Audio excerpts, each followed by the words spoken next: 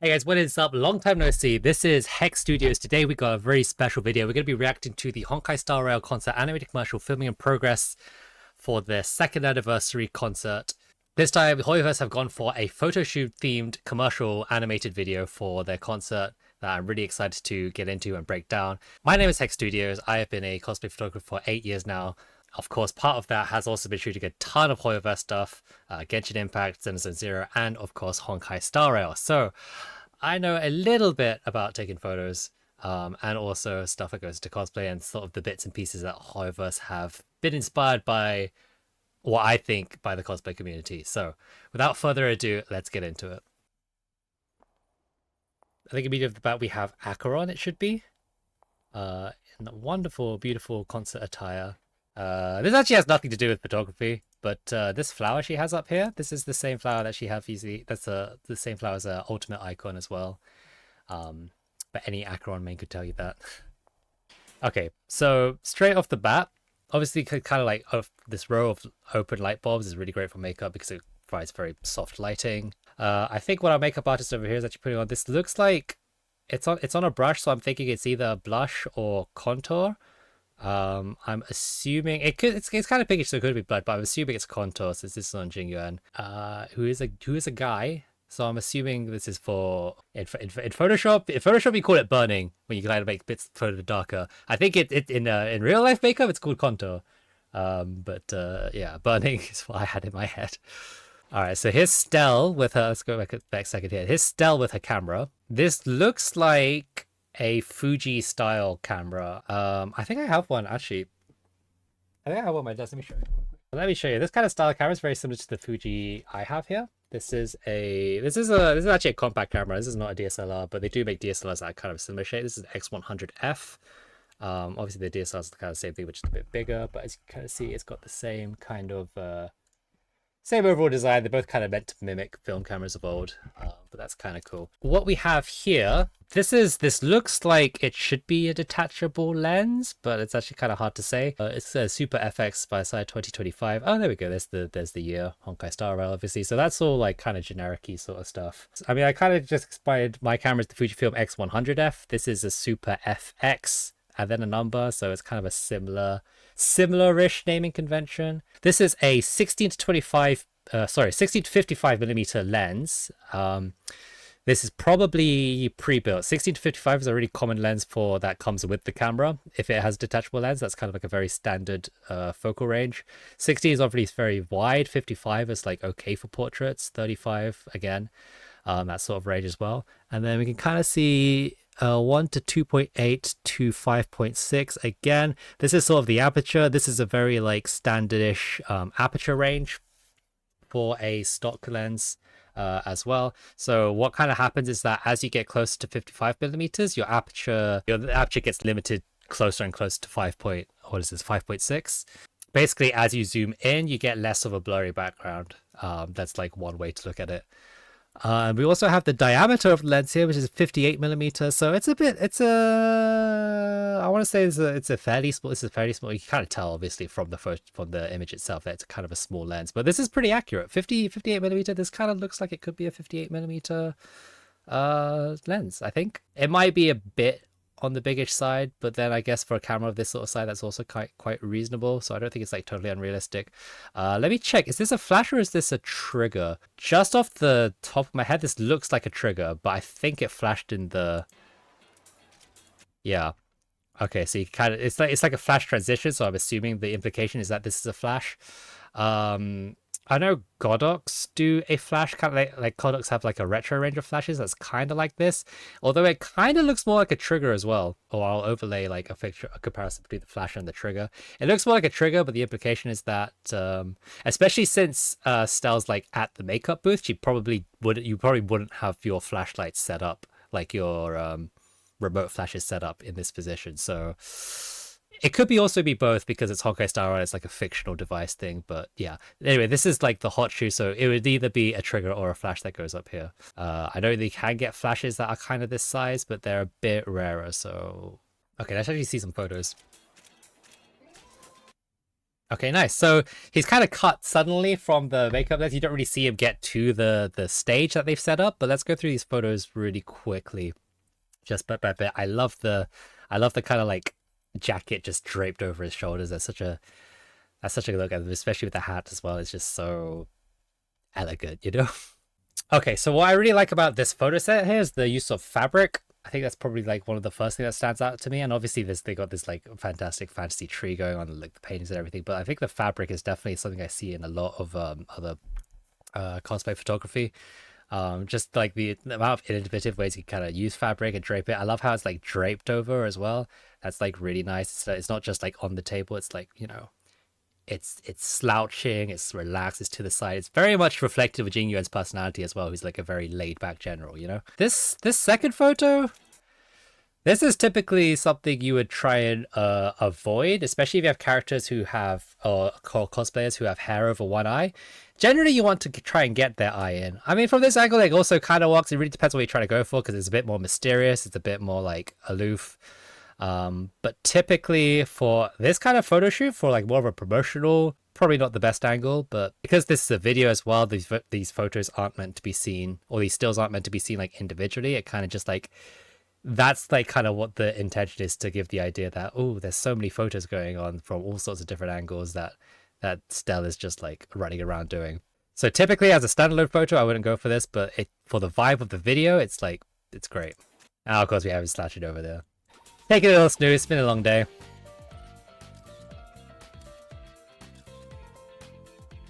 This is really cute. This is really cute what happens here. So we get the raccoon and the bird helping out Castorus. The implication here is that Castorus obviously maybe doesn't do too many photos, is looking a little bit shy, a little bit unsure. And this is definitely like, as a cosplay photographer, this is something that I kind of have to deal with quite frequently. A lot of cosplayers, you know, they go to their first convention, or it's the first time, especially after the pandemic. There were so many people who got into cosplay during the lockdown, who then went to conventions and didn't know or weren't entirely confident working with other photographers, or like shooting in front of a camera that wasn't their like selfie camera. And so that's kind of something that you have to like get used to, like how to direct, how to interact with people who don't have as much modeling experience, who don't have as much cosplay experience. And one of the great ways which this video really demonstrates is actually to have a cosplayer bring a friend over. Especially for me, I'm a little bit more like introverted myself, just generally. So if the cosplayer, or if you go to a photo shoot and you do have a friend along as well, that could be that could like really help break the ice and just like make things a lot more comfortable, really for everyone. So I think always try and bring a friend to a photo shoot if you know someone who's willing to help out. That's always going to be appreciated. If you have a photographer who's like, oh no, don't bring a friend with you, or just go on your own, that's kind of a red flag. I would not trust that personally. But if you can bring a friend, it makes everyone's life so much easier. Not only in terms of like obviously making yourself safe and comfortable, but also me as a photographer, I always need an extra pair of hands to like help out holding lights, to help out throwing, you know, clothes in the wind, and you know, to get like imitate wind effects and stuff. The more hands, the better. You know, there's no such thing as too many cooks in my kitchen. So you kind of see Castorus, you know, looks a lot more relaxed after that. Okay, Doctor Ratio. Let's go back a little bit. So we kind of see from the far, it looks like he's picking up a camera. It's not quite level after he picks it up, even though it's on a tripod. What can I say about this? A lot of tripods. Okay, let me get my own tripod to demonstrate actually. So let me swap this to camera view. So this is my Manfrotto tripod. It's not it's relatively light. Obviously when it's on my bag, it doesn't feel very light. But that's kind of what it is.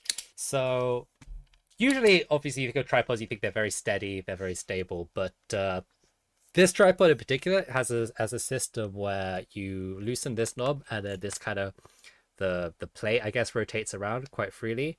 And then when you want to take a photo, you obviously tighten it, and your camera stays perfectly in line. And then because it's loose and tight, so if you want your camera at an angle, you can. This isn't the best tripod. I mean, it's not the most like super expensive tripod ever in the world.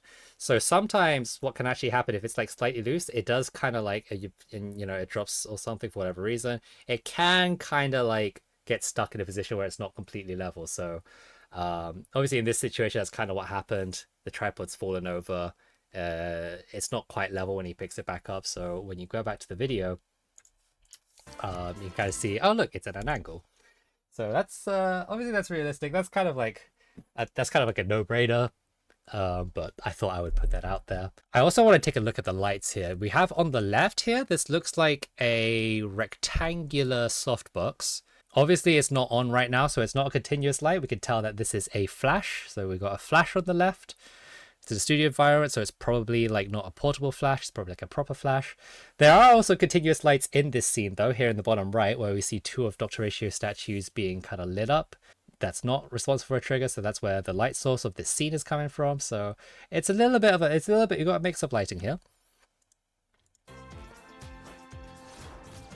Okay, so couple things here. Okay, this is cool. So we can see up here, we can actually tell that this device on top is actually a trigger, because this would be the screen where you control the brightness, where you can wirelessly control the brightness of the flashes over here. This red dot is probably it's either a setting for high speed sync or for high speed sync flash. It could be the setting for whether it is what channel it's on. No, I think this is the channel number up here. So this is probably, I think this is probably high speed. This is probably a high speed sync flash icon. Then the big numbers will be, it'll be in fraction. That will tell you what the power setting is. No, actually, I think the top left is probably the letter. Channel number is probably down here next to the red sign. This will be the fraction. We also don't have a preview image on the back here. This kind of looks like the sign that comes up when your batteries run out or like your memory card's full or something. So I don't quite know what's going on here.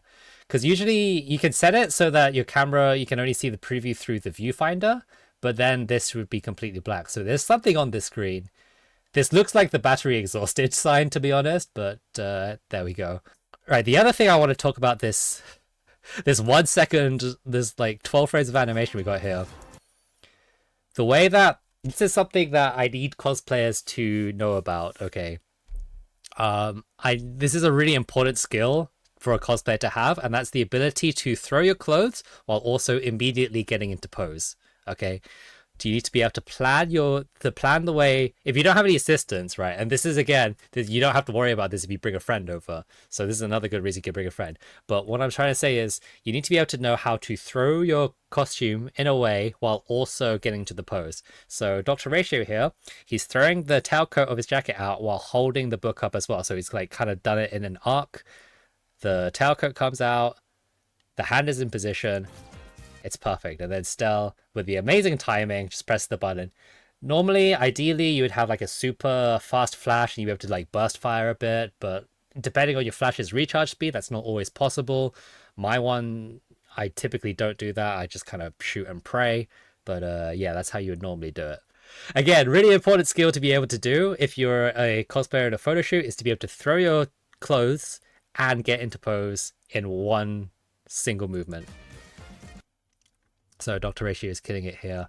Oh, we get a lot of details here, actually. We can actually go through these a lot more now that we see it in the back of the camera. Maybe get a bit more information about what's going on here. So 492 out of 503 photos. So these are obviously the photos that we just took. That's like all very realistic. Name connection DSC. We're shooting in JPEG. Okay. We're gonna see a little later Stell photoshopping this. And I'm gonna get into a bit why JPEG might not be the best idea for that. We have normal. I think this is quality. So this would be the quality of the JPEG is set to normal. It does go up to fine. Even if you go shoot in JPEG, I think it goes up to fine. So this is not the most high quality image that we're taking. So the impression that we're getting off is like Stell is a very like Stell is a trailblazer. Photography is not their main thing. It's kind of a hobby that they have on the side. But yeah, this is kind of like nailing in the JPEG and the normals is like nailing in. Okay, Stell is a hobbyist. They're not a professional. They don't know all the ins and outs. They're just kind of like doing this for funsies, basically. Oh, this is actually 6K by 4K. That indicates that. So if this is I would say 4K resolution because 4K is like a video term, not a photo term. But the sensor does seem like to be like a full frame sensor. Let me think.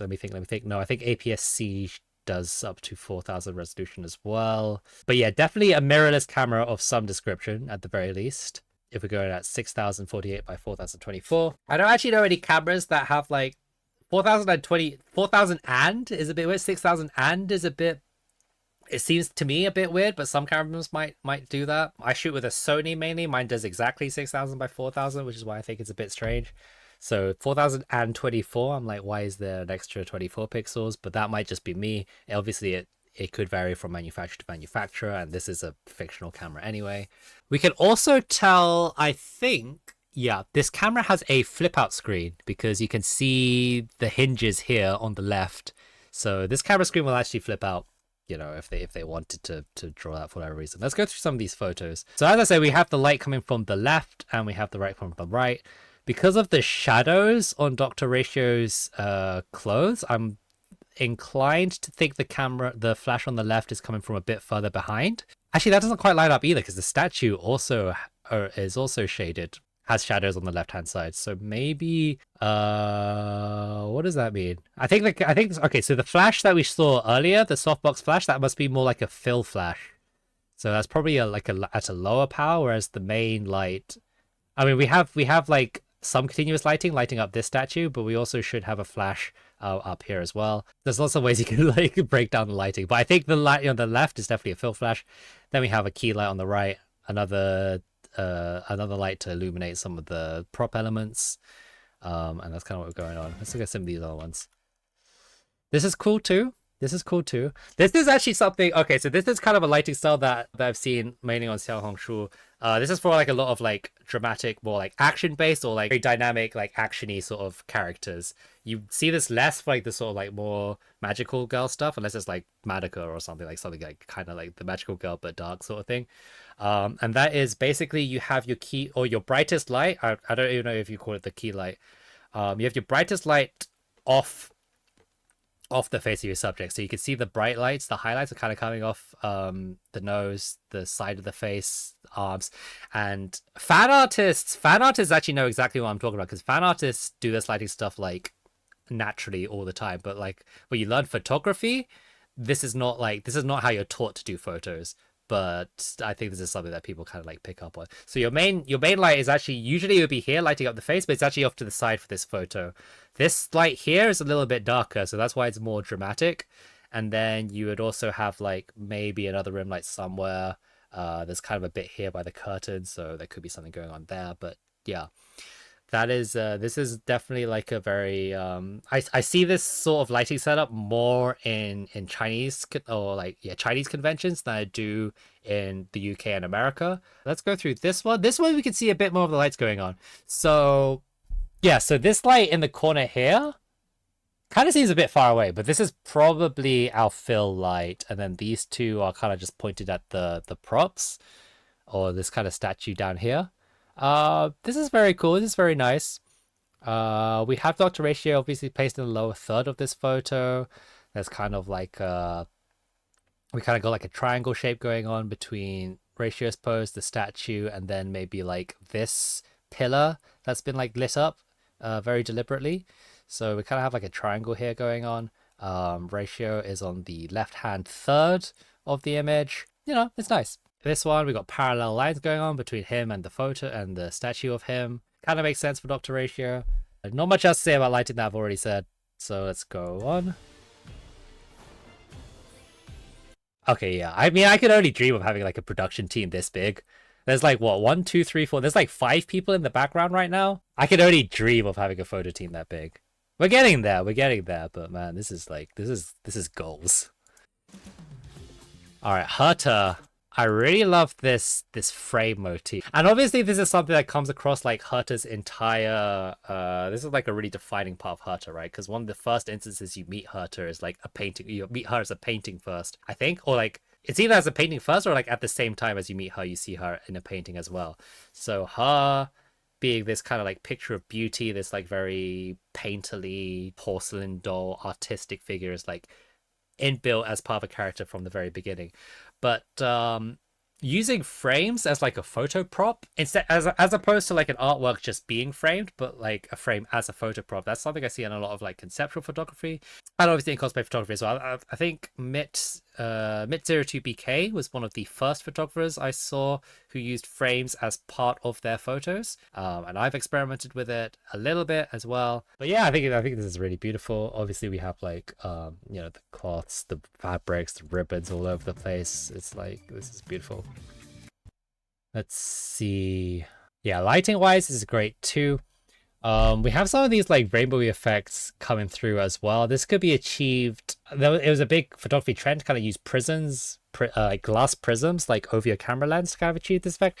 You can also use filters and stuff. This looks more like it would be a filter over the lens as opposed to like a prism. Prism's kind of like you can kind of see like the strip or something, you know. So that's kind of the impression I've got. This is like a as opposed to Dr. Ratio's photos where the lights were very much like head level.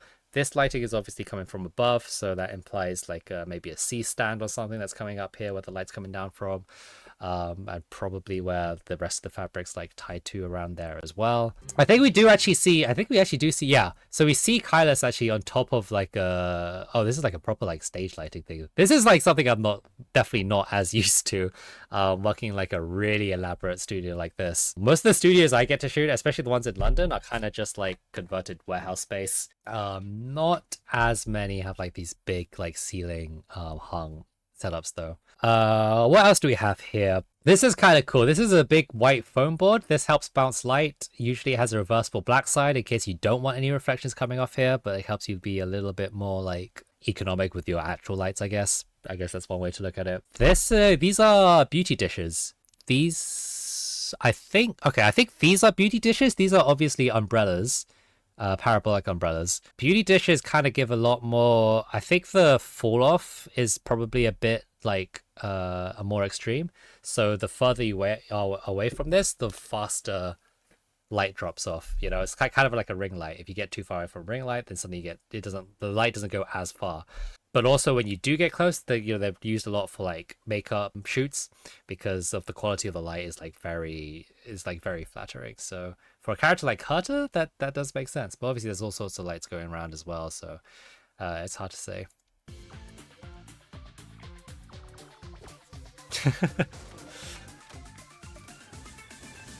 Okay, now we're on to Sunday. I mean, this is this is really cool because all right, let me see. So we can see Stel setting up a fan here. And we also have here, this looks like a film camera, so this looks like it's for video as opposed to photos. This is something you see all the time in like Xiaohongshu, like Red Note videos. For no reason at all, like every single cosplay video that's been like freshly done, it's just like random wind coming every single time. It's kind of like surreal sometimes.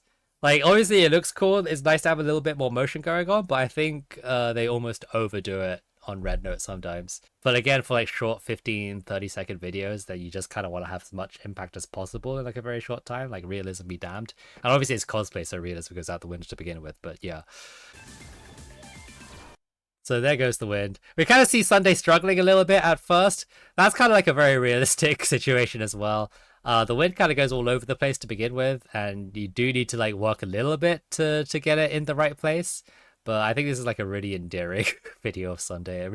I think this cutscene, the Sunday spot in this cutscene really humanizes him, and I think that's like a really needed part for his character, especially after the Penacony events. Absolutely glorious. Once you work it out though, obviously you get like incredible results. This lighting setup we have here, with kind of this like rim light going on, is similar to the Dr. Ratio light I was talking about earlier, so just keep that in mind. We also have a lot of feathers like blowing around and stuff. This is cool. So he's strapped up on like this harness system suspended from the air. It's all very dramatic and stuff. I've never used this sort of setup myself personally, so I can't really comment on it. But I have seen there's like I don't know if it's a studio or for like one particular photographer or like an opportunity thing that you can do in China, but there's like this huge skyscraper where you can actually get harnessed up and do cosplay photo shoots on. So I've seen a lot of Persona 5 cosplayers shoot there, but obviously you don't have to be Persona 5. I've seen like Detective Conan and all sorts of cosplayers go up on the go up with the skyscraper, get suspended on a harness to do photo shoots too. So I want to say that that might be the inspiration for this, because those videos are very popular, but obviously I can't say for certain because I don't exactly know what's going through their head, but that's what it reminds me of. And then obviously we have this really funny moment where he kind of falls over. Oh, but there's even this moment where even like suspended and falling down, he still looks like fantastic. You still managed to get like an amazing photo of that. It's kind of like the How I Met Your Mother meme, right? Where he's trying to take like a bad photo of that guy, but it's impossible to take a bad photo of him. That's kind of the gag, I guess. Yeah, this is something I relate to. Late nights editing in Photoshop, and this kind of ties back into what I was saying before. And I can tell this is Photoshop because it's either you're either editing in Lightroom or Photoshop. This is Photoshop because you've got the color picker here. Then this kind of looks like the window where you have like the layers. This would be like the layer type here. I want to say this is where the layer type drop down here. You can select over paths over here. You have layers, channels, paths, color picker. Maybe the adjustments are somewhere as well. Anyway, so that's it looks a hell of a lot like Photoshop, is what I'm saying. But yeah, late nights, dark rooms. Dark rooms are also important because depending on your monitor, if you have a lot of light coming out from your room, that can affect the colors of your photo editing. So it is kind of important to be in a dark room when you're editing. But obviously not too dark because that'll like strain your eyes. You can also get like special blinds for your monitor as well that will like block out light coming from other directions. This monitor, has great color reproduction, but it does like leak a lot of light on. So right now I have my ring light on. I can kind of see on my monitor that you can see the light coming through like onto the left hand side here, which is a little bit annoying. So I've had moments where I've come back home and be like, damn, I need to edit post for the convention. So I'm up at right now it's coming up to midnight, so kind of a similar time to now, editing photos as well. So that's super relatable. And I imagine because this is in universe meant to be for a concert promotion, then it's probably tight deadlines as well. It's cute though. It's cute to feel like represented as a photo editor and photographer in a Honkai Star Rail animated commercial.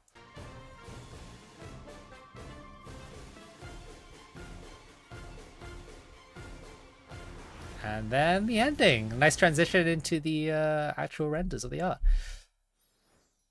Yeah, so that was the Honkai Star Rail animated promo for the concert. I'm super excited to see it. When does that come out? 3rd of May. I will try and do I don't actually know when I'm going to be publishing this video, but I'm going to try and do maybe a live viewing on my Discord channel.